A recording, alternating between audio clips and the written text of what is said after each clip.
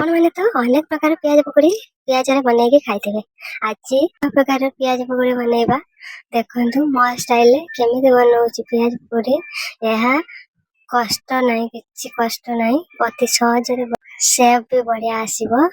देखंतु केते सुंदर देखा जाउछि पियाज पकड़ी। ये पियाज पकड़ी बनैबा अति सहज आउ देखिया बहुत सुंदर आ खाଇବା मते बहुत टेस्टी लागिबो। नमस्कार, मो चैनल को आपण मानको स्वागत। आज हमें गोटे नुआ प्रकार पियाज पकड़ी बनैबा। देखंतु मो स्टाइल देखंतु पियाज मु 3टा पियाज एठी नेछि ताको भलसे पानी रे धोई देछि।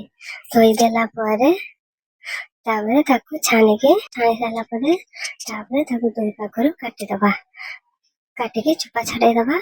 छड़ाई साला परे पुणी मझे कट लगेबा। देखंतु मु कट लगेकी एमिति गोटे पियाज को मु 3 खंड करछि। एमिति कट करिके ताबरे ताको पुणी थरे पानी रे धोई दबा। देखंतु धोई दउछि। धोई साला परे ताको पुणी छानी दबा। गोटे बड़ चम्मच बेसन नेछि। सेही चम्मच रे आधा चम्मच कॉर्नफ्लोर नेछि। देखंतु धनिया गुंड गोटे चम्मच, जीरा गुंड गोटे चम्मच, चिली फ्लेक्स गोटे चम्मच पकेछि। लूण स्वाद अनुसार से गोटे चम्मच पकेछि। गोटे चम्मच हळदी पकेछि। गोटे चम्मच धला राशि पकेबा।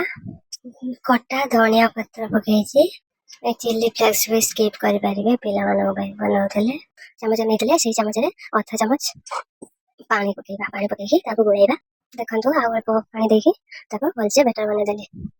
बैटर बेसी पतला करबेनी कि बेसी मोटा करबेनी, मीडियम साइज रहइबा। देखंतु ताबरे सही बेसन बैटर रे हमें ए कट्टा प्याज को पके दबा।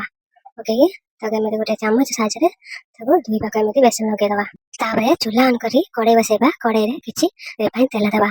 तेल गरम होला परे जाळ मीडियम आंच रखी एही प्याज को पकेबा।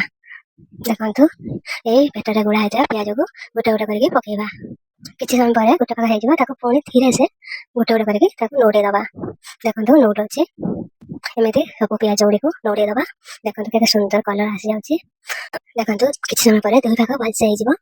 देखंतु केते सुंदर कलर आसी जाइछि। एमिति दुई भाग कलर आसी जिवो ताबरे ताको बाहर कर दबा। गोटे जागा रे टिश्यू पेपर रखी ताबरे ए प्याज गुडी को पकेबा जादार के तेलटा टाणी नबा टिश्यू पेपर। देखंतु केते सुंदर देखा जाउछि। एमिति सब प्याज गुडी को छाणी दबा। देखंतु केते सुंदर देखा जाउछि। एको खाली भी खाइ परिबे, टिके सॉस सहित भी खाइबे, बहुत टेस्ट लागिबो। देखंतु मु एठी टमाटो सॉस सहित सजेइछि। आ केमि देखा जाउछि भी कमेंट करिवे। आ एमिति थरे बनै खांतु केमि लागिला कमेंट निश्चय करंतु। आपण माने निश्चय खाइबे। प्याज अनेक प्रकार प्याज बनै खाइबे, एमिति थरे बनै खांतु।